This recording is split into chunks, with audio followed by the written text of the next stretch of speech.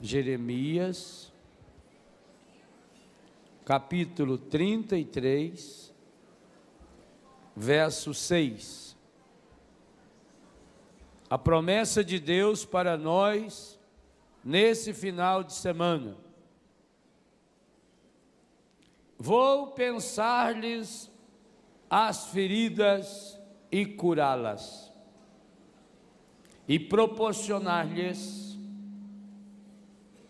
abundância de felicidade e segurança. Vou pensar-lhes as feridas e curá-las, e proporcionar-lhes abundância de felicidade e segurança. Palavra do Senhor. Pode aplaudir a palavra.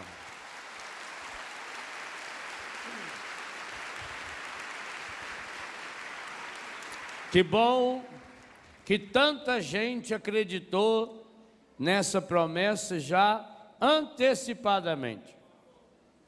E o sinal está aqui, nessa imensa multidão que superlota o rincão. Esse foi o primeiro passo. Agora precisa de um segundo passo fundamental, para que aquilo que Deus projetou para nós aconteça, e o número de gente não se torne um obstáculo, que é um grande perigo também. Muitas vezes, o encardido que não quer a sua cura e nem a minha, ele aproveita a fé, o entusiasmo do povo para atrapalhar. Então, no meio de uma multidão como essa, ele espalha algumas pessoas que vão ficar conversando, andando de um lado para o outro, atrapalhando a pessoa que está do lado, querendo entrar em comunhão com Deus. Então, isso precisa estar muito claro logo do início, para que não se torne um obstáculo aquilo que Deus quer transformar em graça. Então vai precisar de cada um de nós um esforço muito maior, óbvio. Mas eu tenho absoluta certeza, se cada um de nós nos colocarmos inteiros aqui, a obra de Deus vai acontecer. Coloque-se agora aqui nesse rincão. Você já veio, agora esteja aqui. Há uma diferença grande entre vir e estar aqui. Tem gente que pode vir desacordado, por exemplo, doente, ou porque está sob o efeito de um remédio, mas veio. Obrigado. Eu não quero atrapalhar a conversa de ninguém, então quando tiver gente conversando, eu farei silêncio.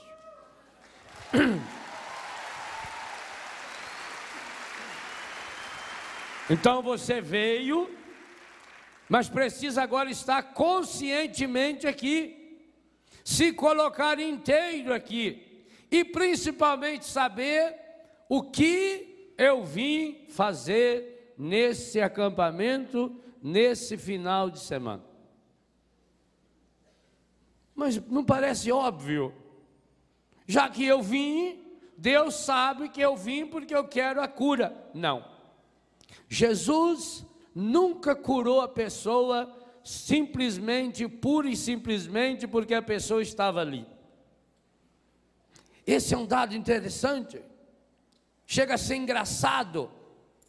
Porque será que Jesus, quando via uma pessoa enferma berrando desesperada, já não curava essa pessoa?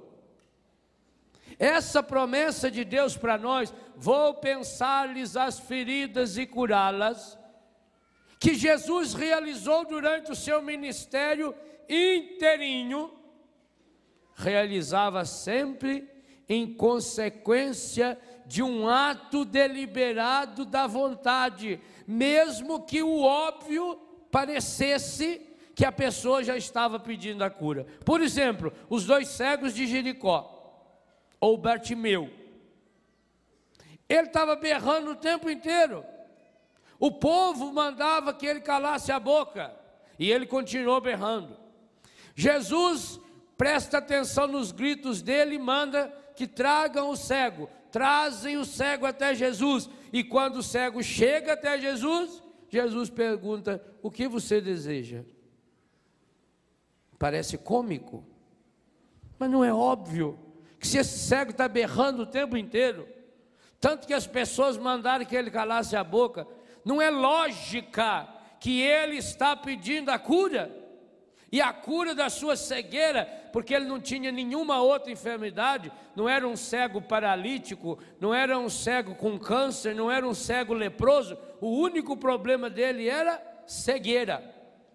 O que a lógica diz que ele deveria estar pedindo para Jesus? Que o curasse da sua... Mas, no entanto, Jesus precisou ouvir isso da boca dele. O paralítico, 38 anos deitado na beira da piscina, que vivia ali lamuriando, que se fez de vítima, porque ninguém jogava ele na água quando o anjo agitava a água, e ele tinha se acostumado, estava naquela lamúria. Na lógica, o que ele queria de Jesus? A cura. Mas Jesus fez ele falar que queria a cura.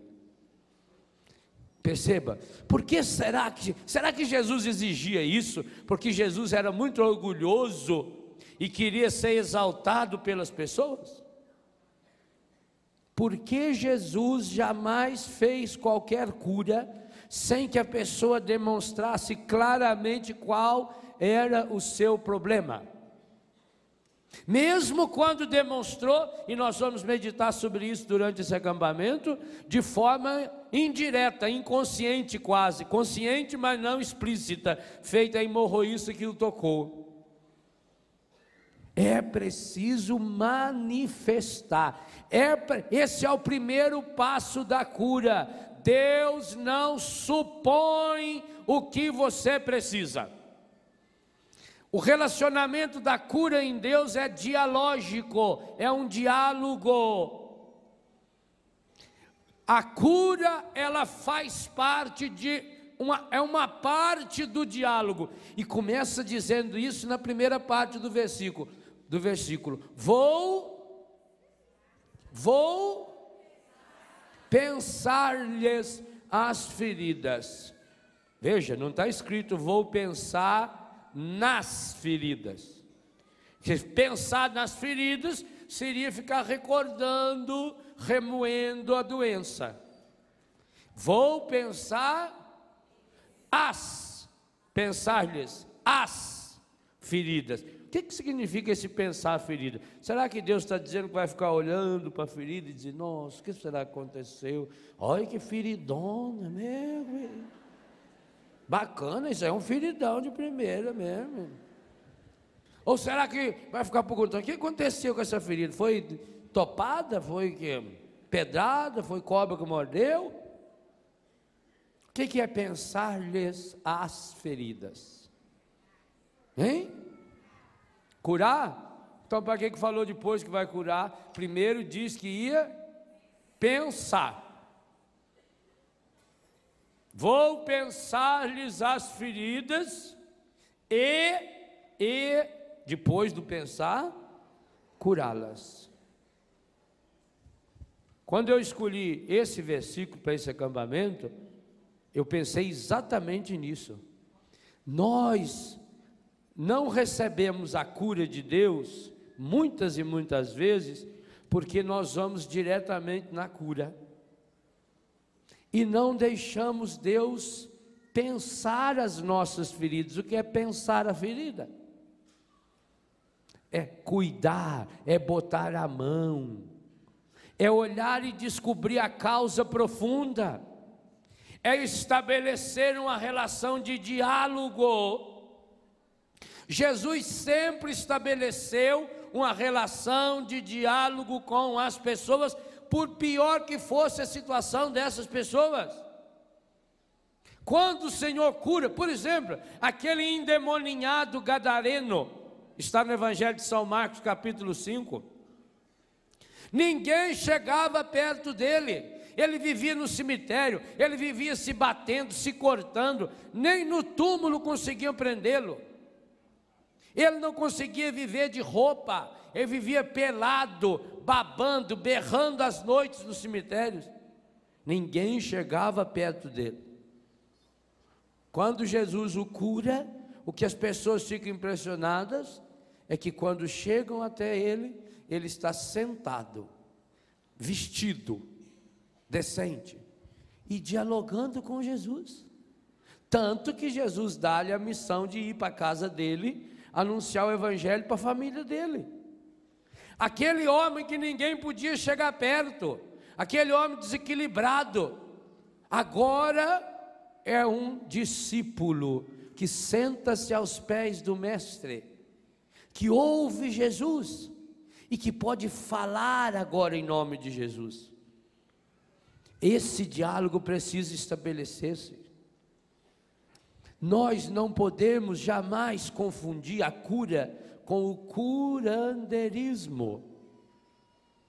Muitas vezes o que se promete nas falsas doutrinas é o curandeirismo, e como nós estamos mergulhados no mundo, aonde acabamos acreditando nas coisas fáceis, também acreditamos que a cura é um ministério fácil, que não vai exigir mais de nós o esforço. Aliás, muitas vezes a gente quer ser curado para continuar pecando, para continuar no erro.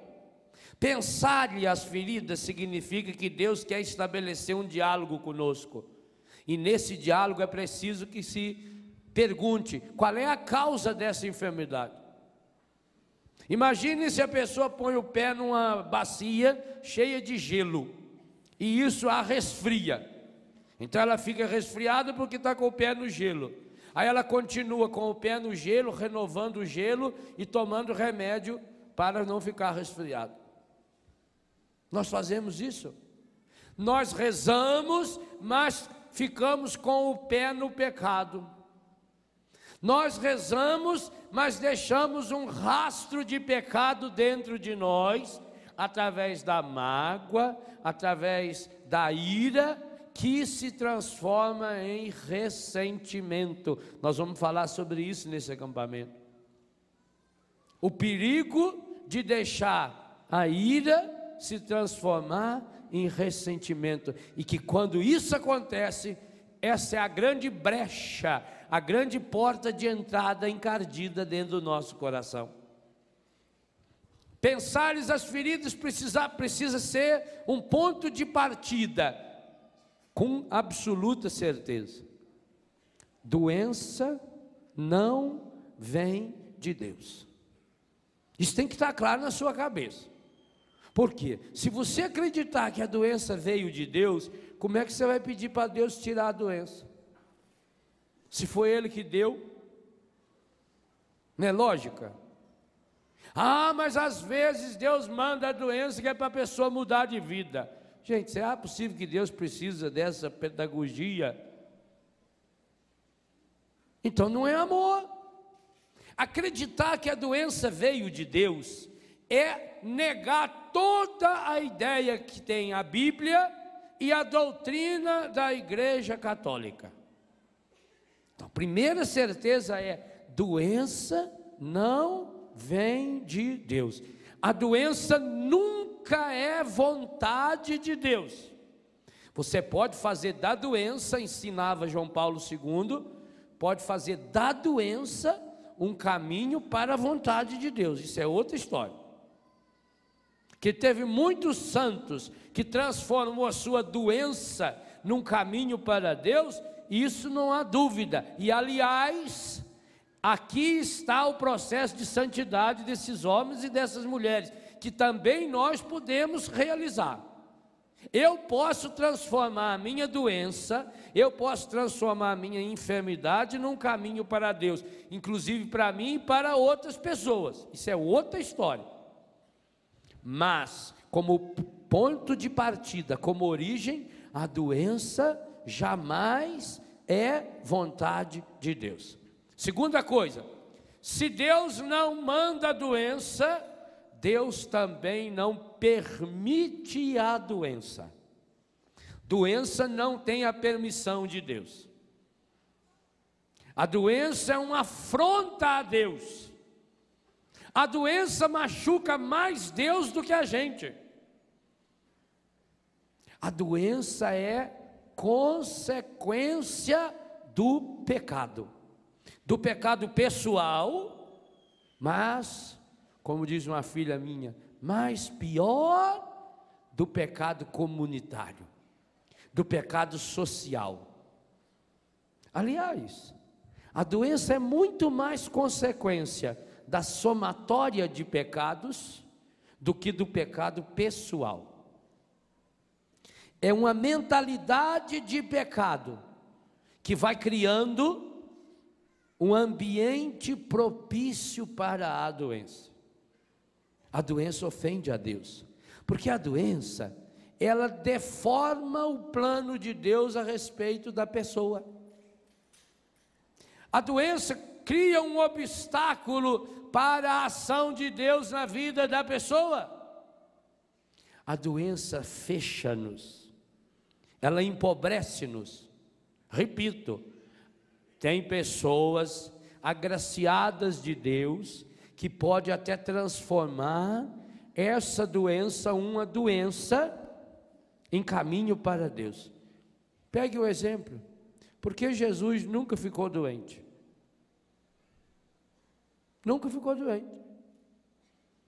Há alguma vez alguma passagem que diz que Jesus ficou doente? Mas não era humano.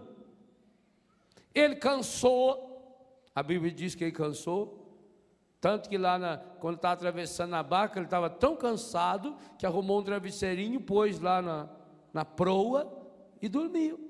Dormiu tão profundamente que a barca se jogava de um lado para o outro. Os apóstolos, que eram pescadores, Jesus não era pescador, os apóstolos eram pescadores profissionais, ficaram apavorados. Eles que já tinham enfrentado o alto mar tantas vezes, e Jesus não acordou. Então Jesus cansou. Jesus teve fome. Algumas vezes o Evangelho mostra Jesus comendo. Há uns 50 passagens nos Evangelhos que Jesus está comendo, dormindo, comendo. No entanto, não mostra Jesus doente. Jesus nunca teve resfriado. Jesus nunca teve dor de dente. Nenhuma doença, nem as doenças normais. Essas doenças normais de sarampo, essas coisas que dá em criança. Jesus nunca. E por que nunca teve? Porque há uma íntima relação entre doença e pecado. Aonde na Bíblia a história conta que Nossa Senhora teria ficado doente? Por que Nossa Senhora nunca ficou doente? Porque não pecou. A doença tem uma relação íntima com o pecado. O pecado pessoal e comunitário. Agora, quanto menos pecado pessoal eu cometer, eu vou levantando a minha imunidade. Hoje o mundo está muito preocupado com a perda da capacidade imunológica do ponto de vista físico. Mas estão perdendo a dimensão psíquica e espiritual. Alguns países do mundo já descobriram a força da necessidade de uma espiritualidade na cura das doenças. Por exemplo, os Estados Unidos da América, país número 1 do mundo, os Estados Unidos têm 117 universidades que ensinam medicina. É muito. Isso dá 2 por estado e ainda sobra aí 10, 12 para os estados maiores e mais ricos. Estados Unidos tem 117 universidades de medicina, forma muito médico, e bons médicos. Das 117 universidades dos Estados Unidos, universidades de medicina, 80 tem uma matéria chamada espiritualidade e cura. 80. E eles estão caminhando para que as 117 tenha. O que trata nessa matéria? O aspecto espiritual da doença. Pelo amor de Deus, não pense vocês que é um catequista carismático que dá aula. É um cientista, é um doutor. Ele não vai falar do catolicismo, do budismo, do islamismo. Ele não está ensinando religião. Ele está falando da dimensão espiritual da doença e da dimensão espiritual da cura. Ele está ajudando as pessoas a canalizarem as suas potencialidades espirituais, as suas forças espirituais, canalizá-las para uma meta. Porque entendem os cientistas norte-americanos isso que a Bíblia entende há muito tempo. A doença é consequência de uma desintegração. O organismo da pessoa não trabalha em sintonia com a sua alma, e hoje nós sabemos com o seu espírito. Há uma divisória na pessoa. Infelizmente, essa compreensão de que o ser humano é físico, psíquico, afetivo e espiritual também acabou gerando uma divisória, onde a pessoa separa o corpo da sua afetividade e da sua espiritualidade. Observe uma coisa: nos interiores, nas roças, ou mesmo no tempo, há 20 anos atrás, não precisa ir muito tempo atrás, a gente morava na roça. Quando eu falo a gente, eu estou falando em 80% da população brasileira há 40 anos atrás. Nos anos 60, 82% da população brasileira vivia nas comunidades rurais. Na roça você não tem recurso. Quem morou na roça sabe disso. Na roça a gente não tem dinheiro. Tanto que quando chega na época da festa da comunidade, você vai lá na casa do fazendeiro mais rico para pedir uma ajuda, ele é capaz de dar um boi, ou 2 bois. Eu dou um boi, dou uma leitoa, a mulher ainda reserva lá, eu estou criando 10 franguinhos aqui que é para a festa, mas não dão 1 centavo, porque não tem dinheiro, não tinha dinheiro. Então era uma vida muito difícil. Quando a pessoa ficava doente, para achar médico, era uma viagem muito longa. Eu, por exemplo, perdi 4 irmãos por falta de recurso. E eu não morri de milagre, porque tinha crise de bronquite. E imagine fazer 32 quilômetros numa charrete, embaixo de chuva, e às vezes parando ainda para emprestar dinheiro do avô, de um tio, para levar na cidade. Então, você não tinha recursos econômicos, você não tinha cuidado de roupa você tinha, lá em casa, por exemplo, tinha um guarda-roupa com 2 portas, cabia a roupa de todo mundo, travesseiro, cobertor, ainda sobrava espaço para a gente brincar lá dentro, esconde. Era pobre, não é? Nossa família era tudo pobre. A cozinha da nossa casa tinha lá 4 panelas, uma caçarola, tinha um bule velho, né? Umas canecas feitas com latinha de massa tomate, mandava pôr alcinha nela, era bonita, filho. Ou era essa caneca, ou da Aparecida do Norte, né? Quando ia na Aparecida, levava aquela caneca com o retrato de Nossa Senhora. Estive em Aparecida, lembrei-me de... A minha era de 1 litro, que era para tomar um leitinho de manhã, né? Ia lá, punha café, ia lá na vaca, tirava direto da vaca, aquela vinha espumando assim, nossa Senhora, ai, coisa boa, né? comia aquelas coiseiras. Criança na roça come bosta, come grama, come... morde o que... sapo. Criança de roça gosta de comer sapo pequeno. Pega o sapinho, acha bonitinho, né? Então não tinha roupa direito, não tinha essas vacinas direito, não tinha comida comia o que tivesse lá. Tem gente, coitado, não tinha nem comida direito. E por que não tinha tanta gente doente? Ah, Deus ajuda. Ou será que é aquela íntima comunhão que as pessoas tinham, que integrava a pessoa? Não tinha essas coisas, mas tinha os valores que juntavam. Por exemplo, o valor família. Qual é a família que ia deitar sem pedir a bênção? Quando o jipe do padre passava, o que você via na roça era os homens parando o serviço. Todos eles paravam. Vinha tomar banho, a mulher já estava arrumando, as crianças, e a filhinha ia para a igreja. Os adultos já iam para a fila da confissão. Isso era a coisa mais normal do mundo. O Padre Arlindo ia lá a cada 2 meses. Meu pai confessava a cada 2 meses, minha mãe confessava a cada 2 meses. Isso não se discute. Meus irmãos mais velhos que se confessavam, e depois eu também, a cada 2 meses, não se discute. Entrava na filinha, os homens entravam na fila, as mulheres na fila. Havia uma integração. Domingo não tinha missa, tinha a reza do terço. Aliás, não falava nem do terço, falava na reza. Vamos para a reza, vamos para a reza. E já ia antes, as crianças ficavam brincando lá dentro da igreja, lá na porta da igreja. As senhoras ficavam sentadas nos bancos, os homens ficavam lá numa barraca ou agachados lá, proseando. Tinha assunto.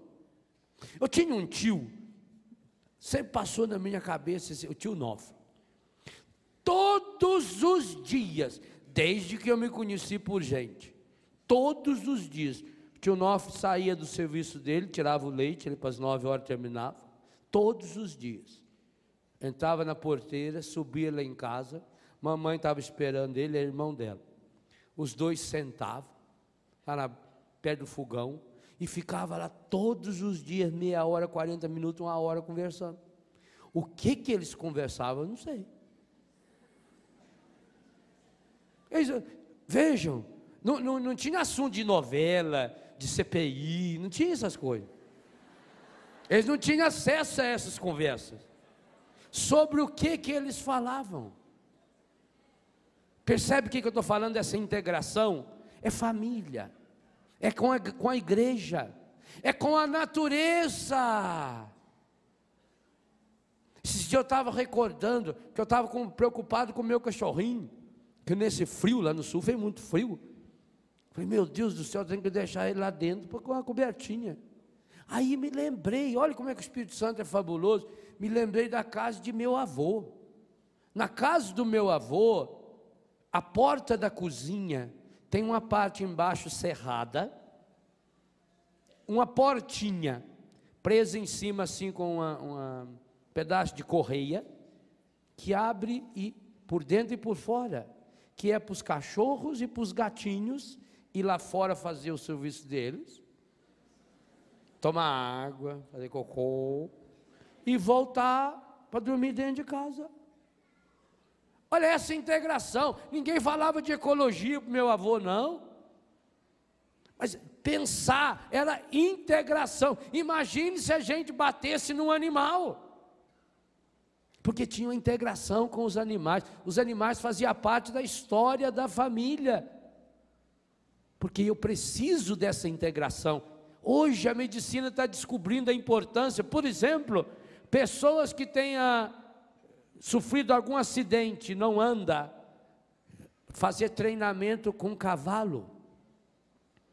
A medicina hoje descobriu que não existe nenhum aparelho que seja mais importante do que andar a cavalo para uma pessoa que tenha lesão na medula, porque o cavalo exige da pessoa todos os movimentos que ela precisa.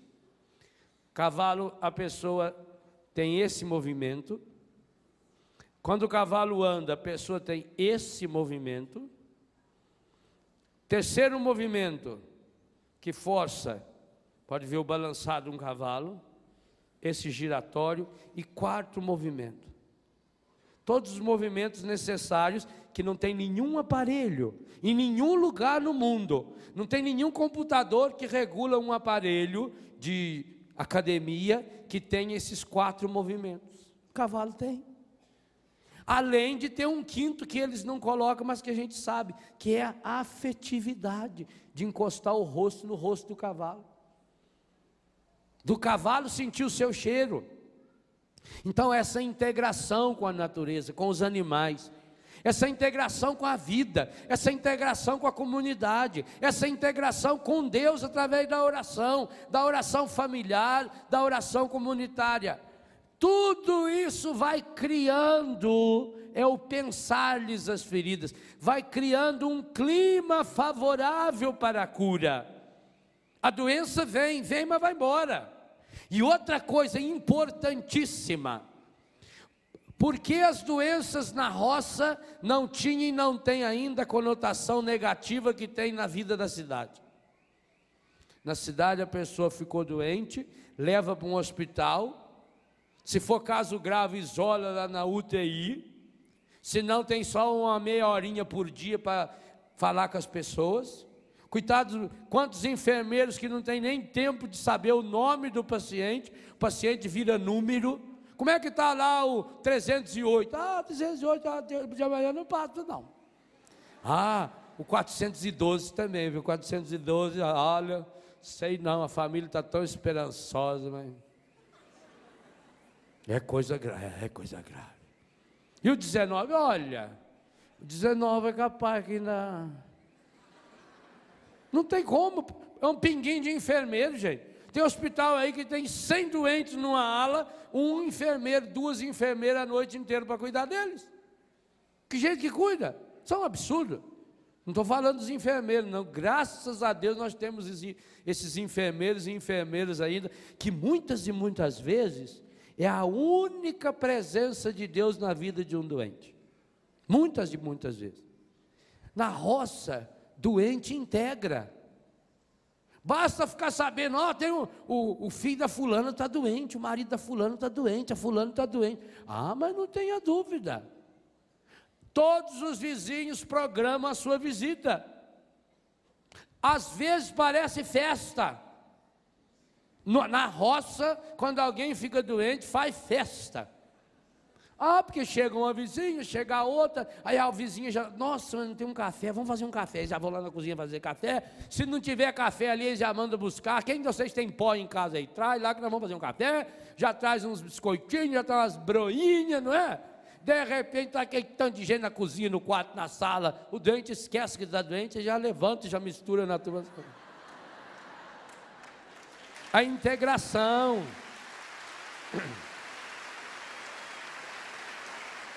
A pessoa quer sarar. Olha, gente, eu tenho encontrado muita gente doente que não quer sarar. Porque sarar compromete. Por exemplo, essas pessoas que encostam do NPS.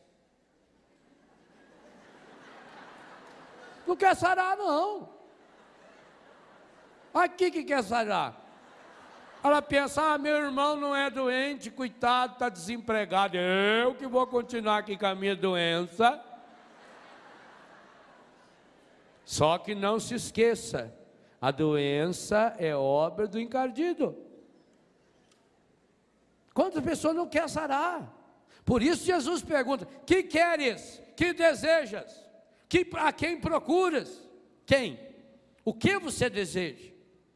Então é preciso recriar essa integração do ser humano com Deus, do ser humano com a natureza, do ser humano consigo mesmo, do ser humano com as pessoas. É muito mais importante, gente, um toque de mão e de carinho. E essas universidades que eu citei, 80 universidades dos Estados Unidos, aliás, todas essas 80, mas aí tem outras que tem e eu não sei o número correto, além dessa cadeira, a espiritualidade, a fé como elemento importante da cura, eles têm uma cadeira afetiva, a importância da afetividade. Os relacionamentos da pessoa. Há muitos hospitais hoje, nos Estados Unidos, na Europa, em alguns países europeus, em que a família entra e sai a hora que bem entender, inclusive da UTI, porque as UTIs lá são separadas, a UTI é individualizada, cada pessoa, porque isso seria o certo da UTI mesmo, né? Não passa fraqueza de um para o outro, os vírus do ar, a contaminação hospitalar. A família é responsabilidade da família. Inclusive, se a mãe resolver sentar lá do lado do filho, tirar os aparelhos, isso é problema dela, é responsabilidade da família. Claro, chega aos absurdos, como aquela mulher lá que o marido não deixou mais dar remédio para ela. Aqui no Brasil, se alguém tentar fazer isso, a medicina não deixa, a saúde pública não deixa, graças a Deus. Então, chega a esse extremo, mas por quê? Porque eles dão um peso imenso a esse contato, a esse toque. Meus irmãos, primeiro compreender, portanto, que a doença faz parte de um projeto contrário a Deus. Basta lembrar, Jesus nunca foi doente. Nossa Senhora nunca teve doença, nenhuma doença, nenhuma indisposição de enfermidade. Veja, por que Nossa Senhora faz o seu parto sozinha e logo em seguida faz uma viagem, estava no resguardo ainda, uma viagem em cima do lombo de um burro que leva 4 ou 5 meses andando? Porque quando fala que Nossa Senhora foi para o Egito com São José e Jesus, certa gente pensa que assim, pegou o avião e... Ou pensa que o Egito, que é um lugar pertinho. De ônibus hoje, de ônibus, leva-se um dia. De ônibus. Pelo menos, se você sair da Galileia, onde ele nasceu na Judéia, nos caminhos de hoje, 8 horas, 9 horas de ônibus. Agora você imagina em cima de um lombo de burro, que tinha que ir dando volta e contornando, e também não é pelas estradas de hoje, porque nas estradas de hoje não tem nenhum lugar para tomar água. Agora fizeram um posto de gasolina lá que tem. Não tem lugar para tomar água. Agora, quem vai de burrinho, tem que ir procurando os caminhos aonde tem água, aonde tem alguma gruta, não pode ir pelo meio do deserto como a gente vai em linha reta. Essa viagem de Nossa Senhora até o Egito demorou 4 a 5 meses, no mínimo.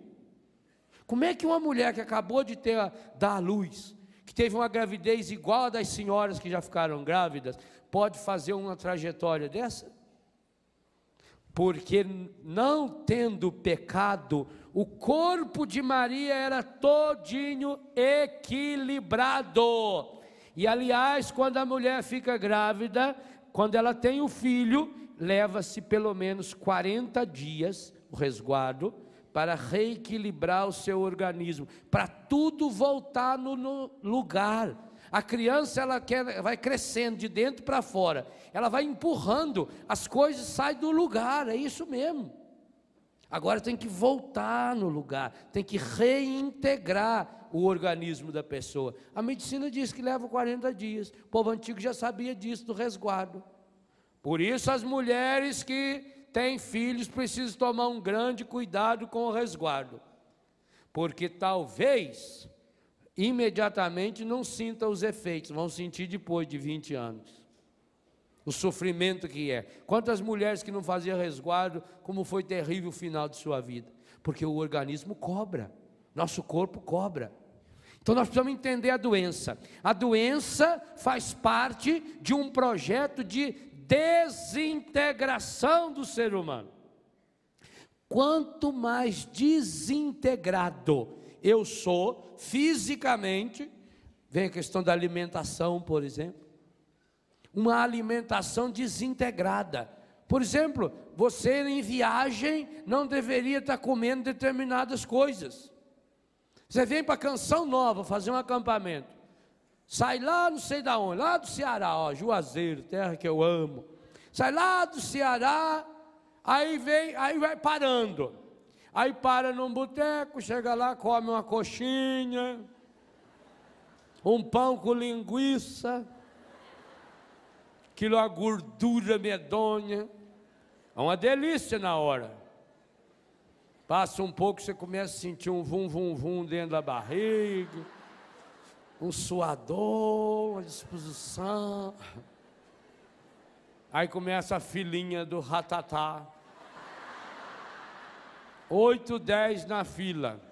O motorista tem que começar a parar para renovar o banheiro do ônibus. O corpo é integrado. A gente tem que tomar cuidado. Quem manda ser besta? Que não traz? Vê, nós na roça, nós levava matula. A mãe fazia aqueles frango assado, recheado, com as paqueras dentro. Nossa Senhora. Que as garrafas de tubaína, com café com leite dentro. Fazia a tampa com a paia do milho. E na hora que parava para comer, beleza, inchava a mão. Limpa o cabelo, limpa.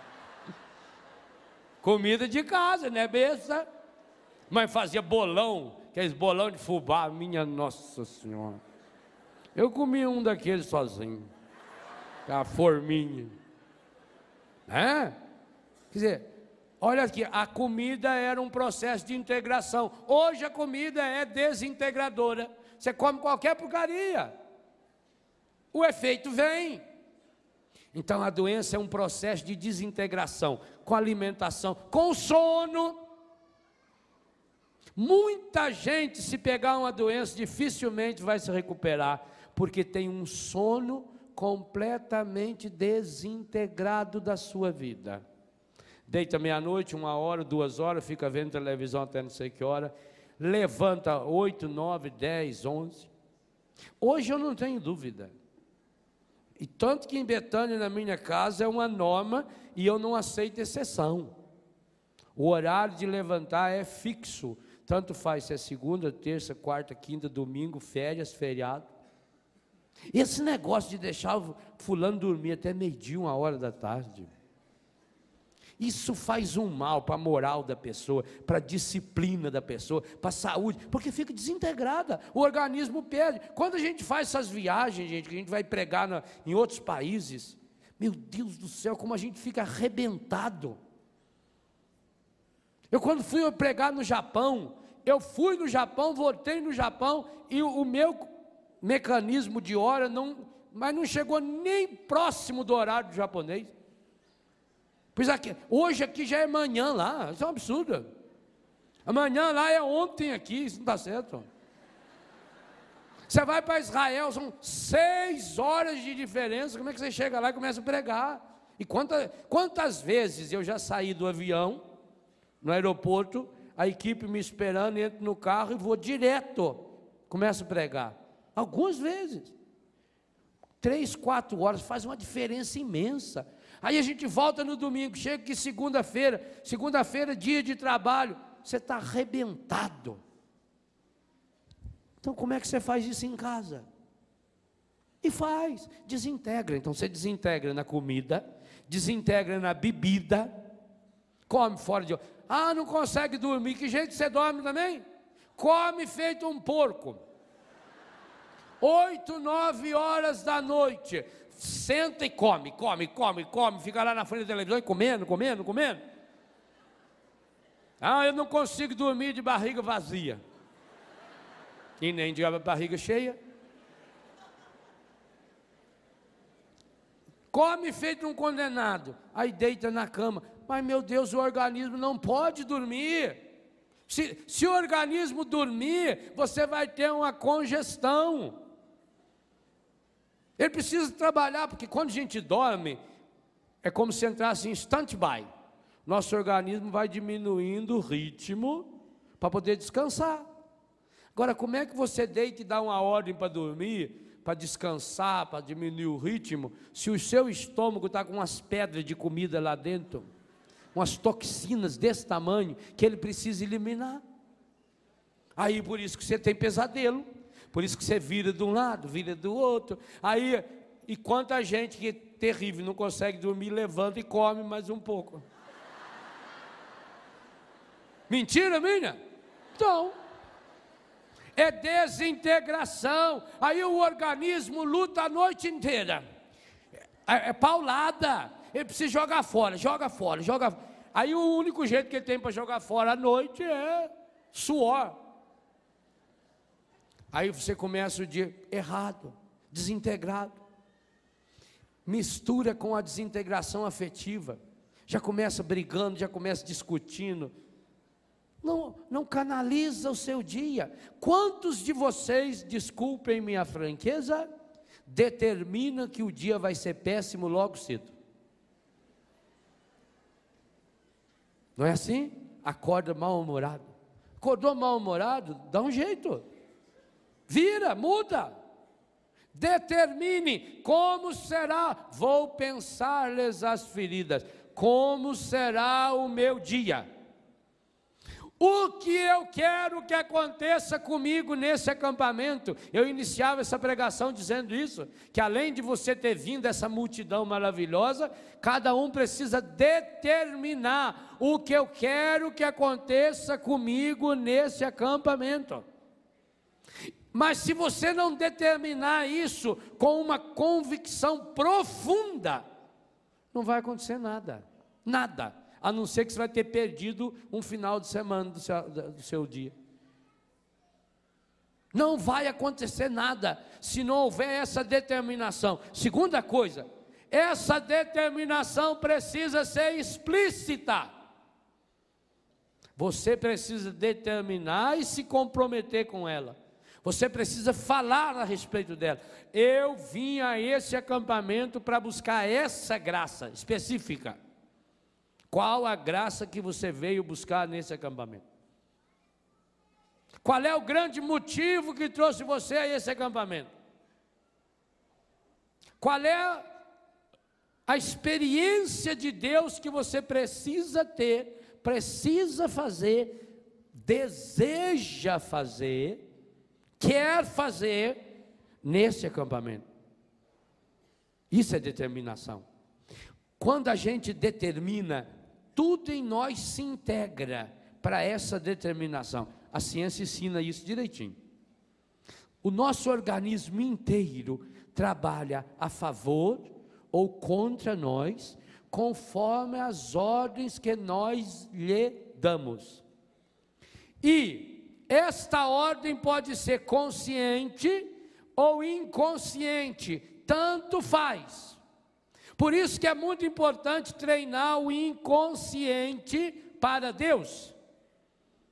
É importante você dar ordens inconscientes repetidamente, para que o seu inconsciente amarre todas as suas forças numa direção integrada. Por isso que é importante, eu vou retomar ainda esse tema, por isso que é importante você ter uma meta definida na sua vida. Qual é a sua meta para esse acampamento? Mas não pode ter só a meta, porque a meta é aonde eu quero chegar. Então, a minha meta do Padre Léo é chegar na imagem do Sagrado Coração de Jesus. Minha meta. Eu quero chegar lá na imagem do coração de Jesus. Tem essa meta. Agora eu vou caminhar para ir na imagem do coração de Jesus. Aqui tem um obstáculo. Então, olha que pena, hein? Tanto que eu queria chegar lá, mas tem essa caixa aqui. Aí eu vou tentar tirar a caixa. É pesada. Fazer o quê, né? Eu queria, né? Ah, como eu queria chegar lá. Mas comigo é assim mesmo, desde pequeno, me lembro quando eu tinha 5 anos, eu também queria chegar lá, não deu. Quando eu tinha 9 anos, eu também queria ir na casa do meu tio, não pude. Ah, meu Deus. Quando eu tinha 13 anos, quando eu tinha 18, eu queria servir o exército, aí não pude. Ah, meu Deus. Ajuda eu, Senhor. Já que eu não posso ir aí, o Senhor podia vir aqui.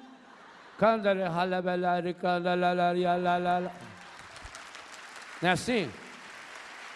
É uma pena. Então, além da meta, eu preciso ter um objetivo claro e definido. Por que que eu quero chegar lá? Não é mais só aonde eu quero chegar. Agora é por quê. Então eu posso até estar sentado aqui pensando, mas por que que eu preciso chegar lá? Qual é as razões que tem dentro de mim? E aí eu estou criando dentro de mim a decisão. Na hora em que você tem o objetivo claro, ao lado dessa meta, o seu organismo começa a criar caminhos alternativos para eu chegar lá. Enquanto eu tenho a meta, eu não saio aqui, ó. Quando eu tenho objetivos claros, por que que eu quero chegar lá? Imediatamente nós caímos nos propósitos. E o propósito é o que eu vou fazer para chegar lá. Então eu começo a achar alternativas. Eu não posso passar por aqui, então eu vou contornar por aqui. Ah, mas vai que aqui tem um outro obstáculo, eu vou contornar por aqui. Mas aqui também não dá, eu vou lá por trás. Dou a volta, viro lá e chego lá. Mas não dá, lá atrás está fechado. Então eu dou uma volta, ó, eu estudo, espero o povo ir para almoçar, está assim lá, vai lá e eu chego aqui. É achar caminhos. O cachorro faz isso. O cachorro quer ir num lugar, se ele está determinado a ir, ele vai. Ele vai dando volta, ele vai cheirando, ele tem um bom senso de direção, ele vai correndo, de vez em quando ele levanta a cabeça, olha para saber se precisa mudar o rumo, mas chega. Então eu preciso de meta, eu preciso de objetivo, eu preciso de propósito. Você precisa de meta, de objetivo e de propósito para aquilo que você deseja que Deus realize na sua vida nesse final de semana aqui na Canção Nova. Além do que você quer a cura, você quer a libertação, ótimo, mas é preciso agora os objetivos claros. Por que que eu quero? Eu preciso me convencer para canalizar todo o meu ser, psíquico, afetivo, espiritual, porque tem uma coisa importantíssima que precisa ficar claríssimo: enquanto todo o meu ser não estiver convergindo para essa meta, a cura de Deus não se realiza. Por isso as perguntas de Jesus.